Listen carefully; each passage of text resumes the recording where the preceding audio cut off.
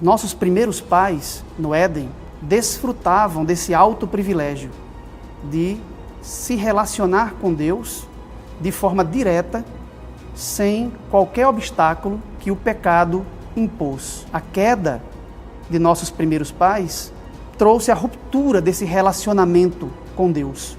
A não existência, que é o oposto da vida, é quando a gente se afasta de Deus. Eva ouviu a palavra da serpente, que colocou em xeque a credencial, a validade, a reputação de Deus. Será que Deus quer isso mesmo? Ele sabe que se você comer, os seus olhos vão se abrir. E a salvação se fez necessária porque houve uma ruptura. O ser humano foi feito perfeito, mas o ser humano, infelizmente, ele rompeu um acordo com Deus. A ordem de Deus era para que não comesse do fruto e a sentença deveria ser a morte. Nesse momento, ao invés da sentença de morte, o que vem é o que nós chamamos de proto-evangelho.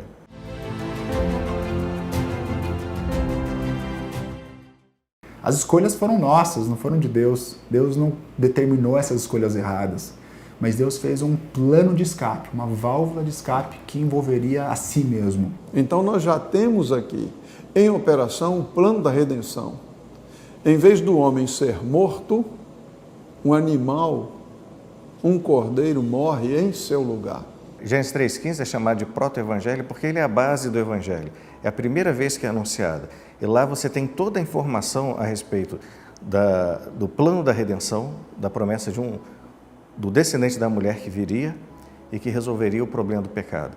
O cordeiro que realmente tira o pecado do mundo, de acordo com João capítulo 1, versículo 29, é Jesus Cristo.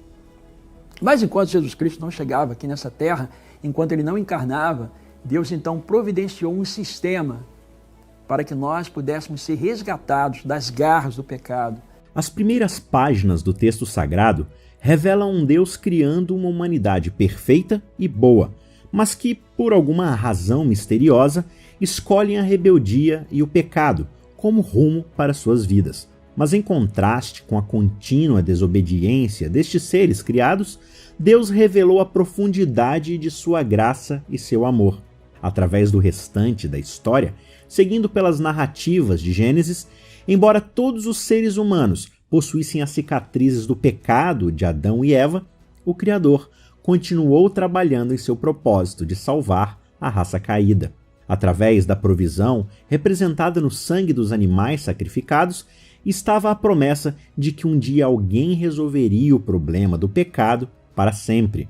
No episódio de hoje, avançaremos na história da queda e na solução divina e aprenderemos qual foi o primeiro evangelho proclamado na Bíblia. Fique ligado, o Teólogos está só começando.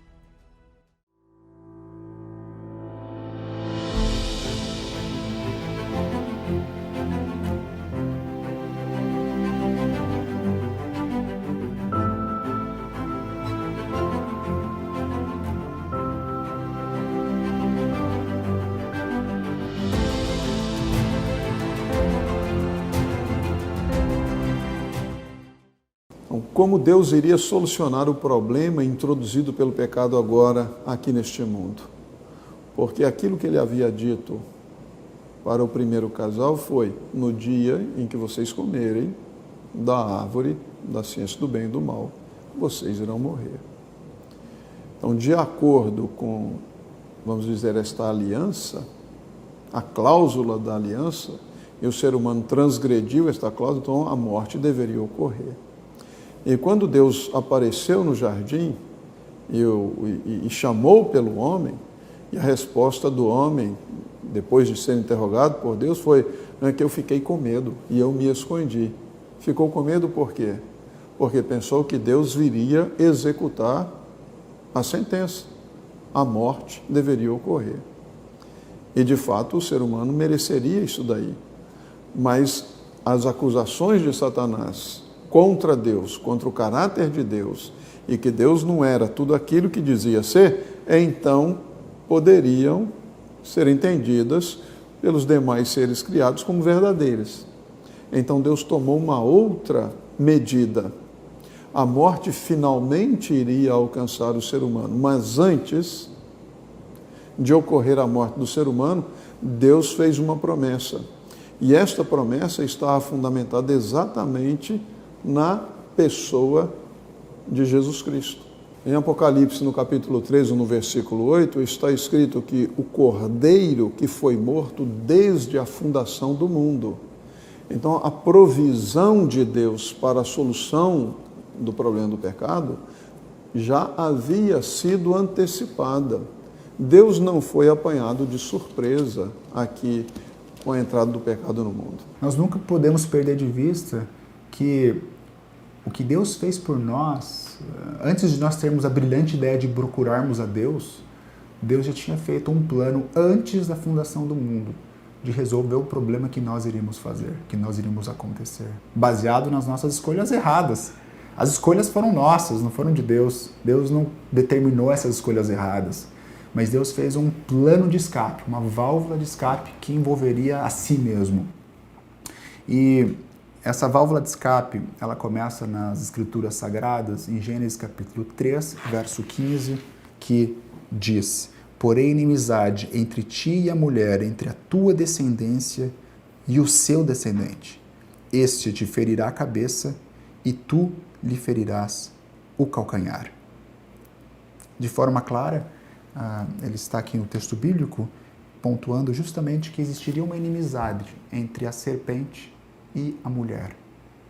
E a sua descendência, a descendência da serpente, e a descendência da mulher, que é descrita de forma singular, de forma no masculino, apontando que teria uma semente, teria um descendente dessa mulher que iria pisar na cabeça da serpente e trazer libertação e trazer restauração e arrumar a situação de Adão e Eva que eles se meteram devido à queda, à desobediência da palavra de Deus. E no processo de pisar na cabeça dessa serpente, essa semente, essa pessoa, esse descendente seria mordido em seu calcanhar e evidentemente iria morrer. Então esse daqui é um proto-evangelho, é um primeiro evangelho, é um primeiro sinal, um recado de esperança que alguma coisa ia acontecer, que no futuro um descendente iria restaurar esse relacionamento na linguagem da aliança que outrora fora quebrado. E isso agora é materializado um pouquinho mais adiante aqui no capítulo 3 de Gênesis, quando no verso 21 nós lemos que o Senhor Deus fez vestimenta de peles para Adão e sua mulher e os cobriu. Esta referência à vestimenta de peles, em substituição às folhas de figueira, as folhas de figueira evidenciam o esforço humano para resolver o problema do pecado. A vestimenta de peles é uma demonstração da solução divina para o problema do pecado. E embora o Gênesis 3 não mencione especificamente a morte do animal, esta referência a peles implica em que o animal foi morto. Então nós já temos aqui em operação o plano da redenção. Em vez do homem ser morto, um animal, um cordeiro morre em seu lugar. Para resolver a nudez de Adão e Eva, foi necessário derramar sangue. Enfim, Levítico está muito para frente ainda, mas aqui são dicas que haveria sangue por sangue. Alguma coisa deveria acontecer. Essa semente que iria esmagar a cabeça da serpente, iria levar também uma mordida mortal. O sangue deveria ser derramado. Assim como a nudez de Adão e Eva não era apenas uma nudez física, era também uma nudez espiritual. Agora eles haviam cometido uma infração à lei de Deus, desobedeceram a palavra de Deus.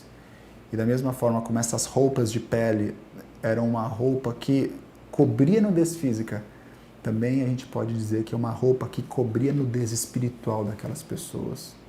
E não é assim que Deus faz conosco, nos cobre com um manto de justiça. A gente vê isso em Zacarias, né? Aquele manto de justiça que é coberto. Deus cobre o pecado do nosso ser, né? A imundícia do nosso ser, nos dá novas vestes.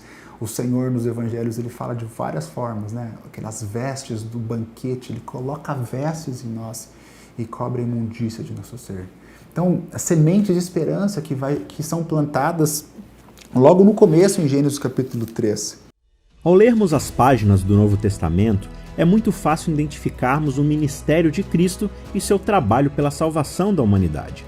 Porém, identificar a mesma esperança nas páginas do Antigo Testamento pode ser uma tarefa mais desafiadora. Mas é aqui, logo no começo de Gênesis, que vemos a primeira promessa de redenção, o primeiro vislumbre de um filho que iria batalhar contra a serpente enganadora e vencer o pecado de uma vez por todas. Então veja, é interessante que Gênesis 3,15 é chamado de proto-evangelho porque ele é a base do evangelho. É a primeira vez que é anunciada. E lá você tem toda a informação a respeito do plano da redenção, da promessa do descendente da mulher que viria e que resolveria o problema do pecado. E isso foi percebido logo de cara por Adão, porque se você observar, até então Eva era chamada de varoa, que estava relacionada à sua ligação com Adão. A partir de então, ela passa a ser chamada de Eva, que significa mãe de todos os viventes. É como se Adão entendesse que a partir de Eva, ou seja, do descendente de Eva, viria a salvação para todos. E se nós observarmos Gênesis está totalmente organizado, dividido em 10 partes. São as toledotes, que são as descendências as gerações. Por quê? Porque Gênesis e o restante da Bíblia, a preocupação principal é saber quando que vai chegar o descendente da mulher que vai resolver o problema do pecado. Quando nós vamos para Gênesis capítulo 4, nós temos uma parte tremenda, que é justamente quando eles são expulsos do Jardim do Éden e agora Adão e Eva eles se conhecem. Em outras palavras, eles têm uma relação íntima. É interessante ver que esse verbo de conhecer é usado, por exemplo, no conhecimento que a gente pode ter de Deus. É um conhecimento experiencial. A tal ponto que é utilizado quando fala assim, Adão conheceu Eva, significa que eles tiveram uma relação íntima. Então, quando a gente procura conhecer Deus e Deus procura nos conhecer, é dessa forma experiencial que a gente fala. E a palavra de Deus diz em Gênesis capítulo 4, verso 1, coabitou o homem com Eva. Em outras palavras, o homem conheceu Eva, sua mulher. Esta concebeu e deu à luz a Caim. Então disse, e aqui eu acho que é o ponto que eu quero chamar a atenção, adquiriu um varão com auxílio do Senhor. Nós poderíamos traduzir isso de forma literal, de forma apropriada da língua original, da seguinte forma, adquiriu um varão, o Senhor. Viram a diferença? Olha como que a gente lê nessa tradução que eu estou lendo, RA, Revista Atualizada. Adquiriu um varão com o auxílio do Senhor. Você poderia traduzir da seguinte forma, adquiriu um varão, vírgula, o Senhor. Em outras palavras, a promessa que essa semente viria dessa mulher e que essa semente restauraria a situação inconveniente que o pecado veio, pode ser interpretada desde o começo. Quando Eva tem seu primeiro filho, ela pensa que o seu filho é essa semente que vai trazer a restauração de todas as coisas. E qual não foi a decepção de saber que esse primeiro filho, a semente, na verdade se tornou o primeiro assassino da raça humana, Caim. A gente tem a história de Caim e Abel, onde Caim levanta a sua mão e derrama o sangue de Abel, ao ponto que a terra ela clama esse sangue. Deus vem e traz juízo sobre Caim. Adquiriu um varão com o auxílio do Senhor. Você poderia falar, adquiriu um varão, o Senhor. Mas enfim, essa mentalidade de que essa mulher teria uma semente e através dessa semente Deus iria levar a cabo os seus planos de restauração, é o que fica na Bíblia como sendo esse som que soa e não para de soar, essa sirene que o tempo inteiro está soando. E por essa razão que às vezes a gente não gosta muito quando a gente lê na Bíblia aquele monte de genealogia. A gente se pergunta, por que tanta genealogia? Muita gente vai fazer o ano bíblico, uma prática que se fazia mais antigamente. Hoje se lê um pouco menos de Bíblia diariamente, Mas quando chegava nesse momento das grandes genealogias, as pessoas pulavam, A gente vê, por exemplo, em Gênesis tem muitas genealogias. Logo no começo, no capítulo 4, depois que Abel morre, tem uma genealogia de Caim, e depois vai ter a genealogia de Abel no próprio capítulo 5, no caso, o filho Sete, que se torna a genealogia das pessoas que são tementes a Deus. Então nós vemos que essas genealogias da Bíblia, que nós vamos ver tanto no Antigo Testamento, e o Novo Testamento começa com genealogia também, não é assim? Mateus capítulo 1 começa fazendo uma genealogia. É justamente esse desejo, esse tema inicial, desse proto-evangelho, desse evangelho inicial, de que haveria uma semente haveria um descendente. E esse descendente viria para restaurar a situação de alienação, para restaurar a situação de separação entre Deus e o homem.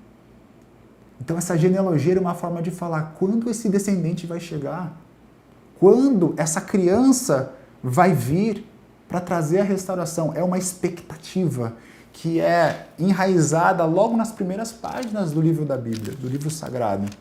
E a gente vai ver que essa expectativa ela vai se alimentar, ela vai se tornar mais robusta ao longo da narrativa do Evangelho, até ela encontrar a plenitude dos tempos em Jesus Cristo, quando esse filho de Davi, esse filho de Abraão, ele vem como o Salvador, o Messias. E mais uma vez nós vamos entender alguns textos que são fundamentais, como por exemplo a primeira carta de João, capítulo 1, versículo 7, onde João diz que o sangue de Jesus Cristo, o Filho de Deus, nos purifica de todo pecado. E nós estamos vendo aqui uma linguagem sacrificial de um sistema tipológico que começou lá em Gênesis. Quando morreu aquele primeiro cordeiro, então entrou em operação esse sistema tipológico. Ou seja, o cordeiro que realmente tira o pecado do mundo, de acordo com João capítulo 1, versículo 29, é Jesus Cristo. Mas enquanto Jesus Cristo não chegava aqui nessa terra, enquanto ele não encarnava, Deus então providenciou um sistema para que nós pudéssemos ser resgatados das garras do pecado, para que nós pudéssemos ser redimidos. Por isso então ele estabeleceu esse sistema. Através de toda a Bíblia, começando bem do comecinho, Deus precisava ensinar aos seres humanos que o pecado causa morte e sofrimento, não só para quem o pratica, mas também para tudo que está ao redor. O sangue derramado de um ser inocente, como uma ovelha, pedagogicamente mostrava que o resultado do pecado era a morte. Mas, infelizmente, enquanto uns humildemente aceitavam a lição divina, outros, de coração endurecido, se afastavam ainda mais de Deus.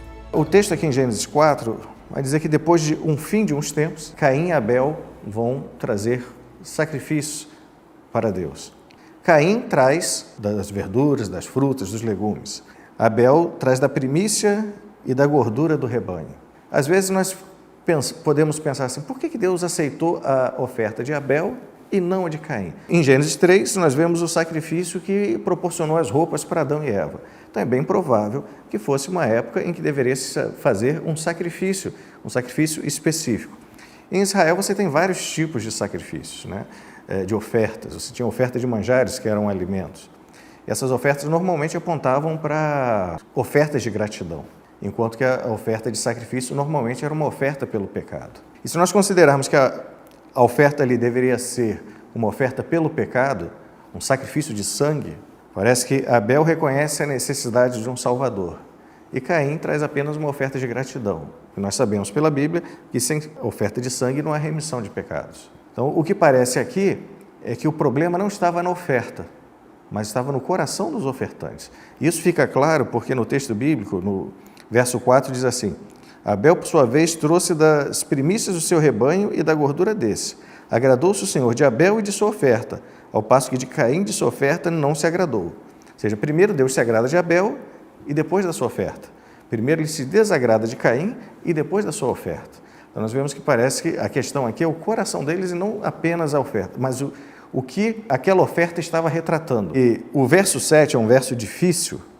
Ele diz assim: se procederes bem, não é certo que serás aceito? Se todavia procederes mal, eis que o pecado já és à porta. O seu desejo será contra ti, mas a ti cumpre dominá-lo. Um professor aqui do seminário da FADBA, há anos atrás, escreveu um artigo, o professor Joaquim Azevedo, analisando a palavra que é traduzida aqui como pecado, que é a palavra ratate. Ela pode ser traduzida como pecado ou como oferta pelo pecado.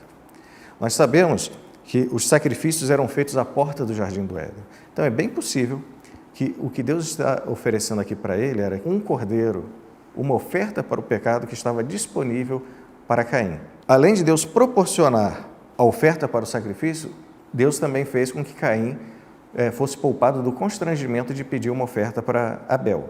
Se ele fizesse o sacrifício, seria aceito e ele voltaria à posição de primogênito, de sacerdote da família. Parece que para Caim foi mais interessante eliminar a concorrência do que obedecer a Deus. E então ele mata Abel, e aí no verso 9, Deus diz a Caim: onde está Abel, teu irmão? Deus não sabia onde ele estava? Com certeza sabia. Assim como quando ele perguntou a Adão e Eva onde eles estavam. É interessante que Deus está fazendo uma pergunta para fazer com que Caim reflita. Ele está trabalhando com Caim. Ele está tentando fazer com que Caim chegue à razão. E qual que é a resposta de Caim? Não sei, sou acaso tutor do meu irmão? Essa resposta de Caim, além de ser uma resposta atrevida, praticamente o que ele está fazendo é o que os pais deles fizeram. Ele está colocando a culpa em Deus. Se Adão disse, a mulher que tu me deste, se Eva disse, a serpente, quando ele disse, sou eu que tinha que cuidar de Abel, é quase como se Caim estivesse dizendo, Senhor, o Senhor não cuidou? A responsabilidade era do Senhor. E vamos para Gênesis 15. Gênesis 15, o mesmo Abraão. Ele confia em Deus. Muito embora Abraão seja esse caráter ambíguo, ele crê, ele sai da sua terra, mas ele comete uma série de lapsos morais. Ele mente, ele tem dificuldades, quase comete casos de adultério. Ele fala que sua esposa é sua irmã, né? Enfim, ele é uma pessoa ambígua. No entanto, ele acredita no que Deus diz. Ele acredita que Deus é fiel para cumprir as suas promessas. E aqui em Gênesis capítulo 15 tem uma das cenas mais fundamentais em relação ao corte da aliança, ao estabelecimento da aliança, quando Deus ele chama Abraão para ter uma aliança com ele. E o que é uma aliança? É uma relação. A gente já viu que Torá a gente deve interpretar baseado em relação, de uma forma relacional. Deus quer entrar em relação com a gente, porque o pecado fez separação entre nós e Deus. E agora Deus quer reunir essa relação outrora quebrada.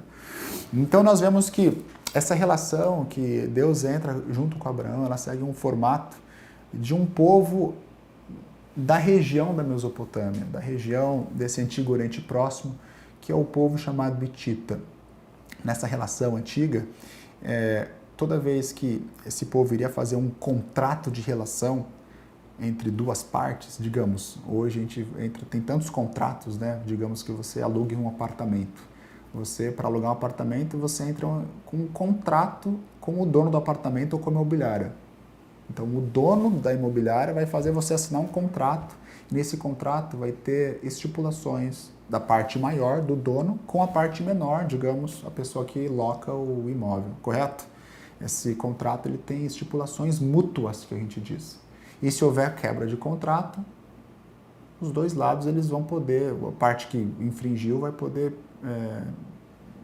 levar a cabo algum tipo de processo, alguma coisa. É possível fazer isso.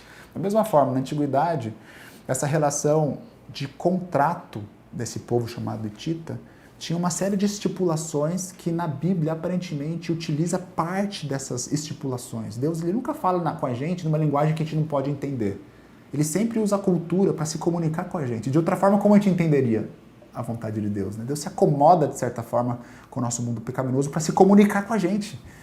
Então, nesse contrato dos hititas, acontecia da seguinte forma. A parte superior do suzerano, ele estabelecia esse contrato com um vassalo. E agora o suzerano fazia um prólogo, ele falava como ele tinha sido bom para esse vassalo, para essa parte inferior. Ele falava do que iria acontecer, ele chamava testemunhas, né? Hoje, nesse contrato, eu chamo os céus e a terra para testificar que nós estamos entrando em um acordo. Ele estipulava bênçãos e maldições, ou seja, se você fizer, você vai ser feliz, se você não fizer o que a gente combinou, vai acontecer alguma coisa ruim com você. E no final eles tinham uma refeição de ritual, né? Mas parte dessa relação de contrato era da seguinte forma, eles pegavam um animal, cortavam no meio, e colocavam esse animal partido em meio em dois lados. E agora, a parte inferior desse contrato, ou seja, o vassalo, ele passava no meio dessas duas partes que foram cortadas, significando, se porventura você quebrar a nossa aliança, quebrar o nosso contrato, que aconteça com você o que aconteceu com esses animais. Então vamos ler aqui agora o que Gênesis capítulo 15 diz. Gênesis capítulo 15, verso 9 diz, verso 8. Perguntou-lhe Abrão, Senhor Deus, como saberei que hei de possuí-la? Respondeu-lhe, toma-me uma novilha, uma cabra e um cordeiro, cada qual de 3 anos, uma rola e um pombinho. Ele tomando todos esses animais, partiu-os pelo meio e lhes pôs em ordem as metades, uma defronte das outras, e não partiu as aves. Aves de rapina desciam sobre os cadáveres, porém Abrão as enxotava. Verso 17. E sucedeu que, posto o sol, houve densas trevas, e eis um fogareiro fumegante e uma tocha de fogo que passou entre aqueles pedaços. Verso 18. Naquele mesmo dia fez o Senhor aliança com Abrão, dizendo: a tua descendência dei a esta terra, desde o rio do Egito até o grande rio Eufrates, o Queneu, o Quenezeu, o Cadmoneu, o Eteu, o Ferezeu, os Refaíns, o Amorreu, o Cananeu, o Girgazeu e o Jebuseu. O que nós vemos aqui? Lembra como que era na aliança do Hitita? O inferior, o vassalo, passaria no meio dos animais cortados, simbolizando, caso você quebre essa aliança, que aconteça com o inferior aquilo que aconteceu com os animais. Mas com Abraão, após Abraão ter feito o corte dos animais, quem que passa no meio dos animais? É o fogareiro fumegante, é a tocha de fogo, que é uma teofania, uma mostra que o próprio Deus passa no meio desses animais cortados, significando, Abraão, se você quebrar minha aliança, que aconteça comigo o que aconteceu com esses animais. Então, a grande ironia,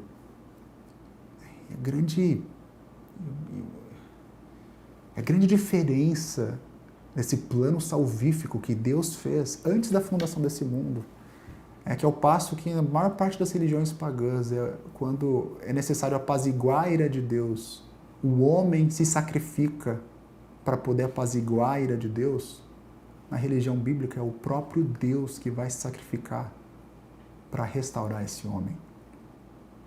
Deus passa no meio desses dois animais dizendo: Abraão, se você quebrar essa aliança que você fez comigo, eu vou pagar a conta. E quando a gente vê no Calvário, na cruz, um Deus sendo eterno, um Deus morrendo, o que isso quer dizer? Um Deus que é eterno morre na cruz? Como que um Deus eterno morre? É justamente essa experiência de um Deus cortado no meio. A cruz corta Deus no meio. É algo mais grave do que a gente pode imaginar. E por essa razão, essa medida extrema de um Deus cortado no meio, um Deus que, sendo eterno, morre, é uma ambiguidade, é um paradoxo que a gente talvez não tenha categorias para poder entender. Ele mostra a dimensão desse amor extravagante que Deus tem por cada um de nós.